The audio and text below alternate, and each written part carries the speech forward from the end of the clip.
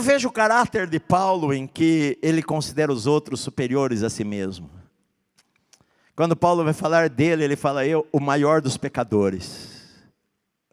O maior dos pecadores. Paulo, ele olha para aqueles irmãos, ele fala: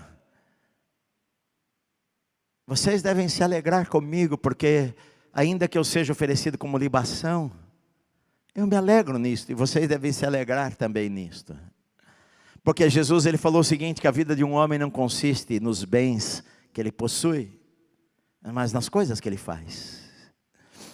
Às vezes você está na igreja, eu estava dizendo hoje no culto de manhã, ontem pela manhã, eu tive reunião aqui teve um café com os novos na igreja. Tem um grupo de pessoas aqui, nós conversamos aí por mais de 2 horas.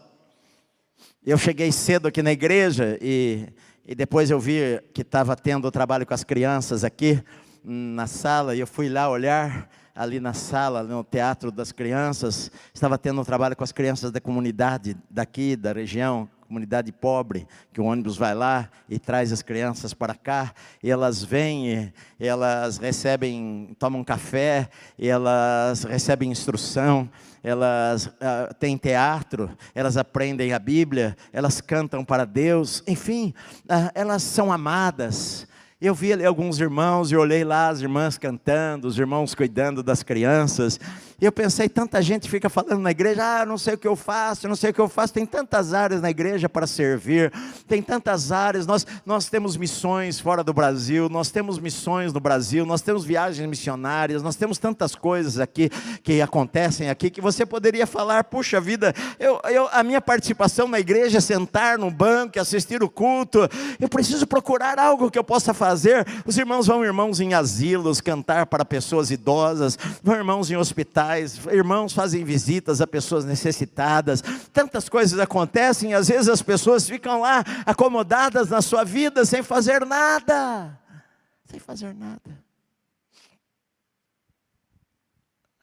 E Paulo, que deu a vida inteira,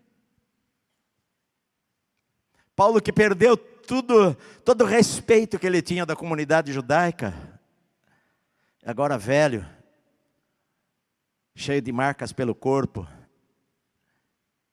ele não considera que ele fez muita coisa.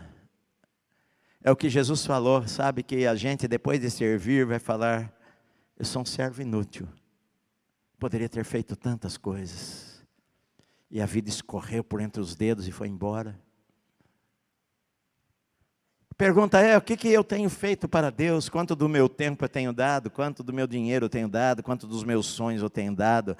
Às vezes os nossos sonhos se limitam apenas às coisas desta terra, que não é errado, meus amados, nós temos que entender isso, não é errado você ter a casa nova, o carro novo, nada disso é errado. O errado é você colocar o teu coração nas coisas, o errado é você colocar essas coisas como sendo as prioridades da tua vida, o errado é você colocar as coisas de Deus e do reino de Deus de lado, para buscar as suas próprias coisas, e é errado a gente só concentrar os nossos sonhos nesta vida, nesta terra, que vai passar muito rapidamente, meu amado. O que é que eu e você oferecemos para Deus? Paulo, ele diz no versículo 18, assim vós também, pela mesma razão. Que mesma razão? Paulo está dizendo, olha, a minha vida foi oferecida para Deus, vocês são um sacrifício. Eu me alegro porque se for o último ato, se for a libação, se a minha vida já está sendo oferecida como uma libação, como último ato lá na consagração, no sacrifício de um animal, se este é o momento da minha vida, eu estou feliz, eu quero que vocês se regozijem comigo, e da mesma maneira, acontece com vocês que sofrem perseguições, alegrem-se também, e eu me regozijarei com vocês também. Sabe por quê, querido? O que vale é o que vai ficar depois. Que adianta nós ganharmos o mundo inteiro e nós perdemos a nossa alma? Que adianta nós ganharmos tudo e não ganharmos o bem-vindo, servo bom e fiel? Você foi fiel no pouco, eu vou colocar você sobre o muito. Quando a gente olha, dá uma olhada rápida pela vida de Paulo, a pergunta é, o que é que eu tenho feito com a minha vida?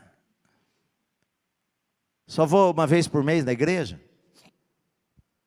porque eu gosto da pregação do pastor, ou porque eu gosto das músicas da igreja, que são lindas, ou porque tem um berçário para os meus filhos, para os bebês, tem um departamento infantil maravilhoso que cuida das nossas crianças. O que eu tenho dado da minha vida, do meu tempo, para o Senhor? Hoje teve gente no culto da manhã que veio falar comigo, pastor, estou tão parado, você me falou de algumas coisas que eu preciso realmente voltar a fazer. A igreja está cheia de crentes magoados, crentes feridos, crentes que se entristeceram com coisas dentro de uma igreja local e falaram assim, eu nunca mais quero trabalhar para nada. Querido, não olhe para os homens, o que você faz, você faça para Deus. Deus está vendo a tua vida. Não é aos homens que você vai prestar conta no final da história, vai ser para o Senhor. O Senhor que vai falar, eu chamei você e você não fez nada.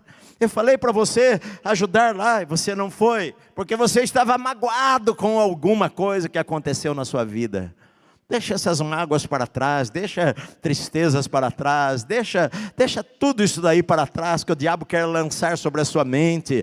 Às vezes falando que você não é nada, falando que você é incapaz, falando que você não pode, falando que você cometeu um pecado tão grande que Deus não te aceita mais, falando que você não serve mais para nada, falando que Deus colocou você de lado. Mas nós cantamos aqui na igreja que Ele nunca desiste da gente, meu amado. Nós cantamos aquilo que nós acreditamos. Ele continua chamando você.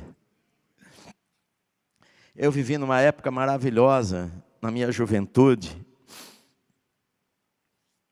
e que eu até falei para os irmãos ontem de manhã, essa nova geração que, não são todos não, mas uma geração de universitários que colocam lá, defendem socialismo e defendem coisas assim, como se fossem as coisas mais maravilhosas da terra. Eles não sabem o que o socialismo, o que fizeram a igreja e fazem a igreja pelo mundo inteiro.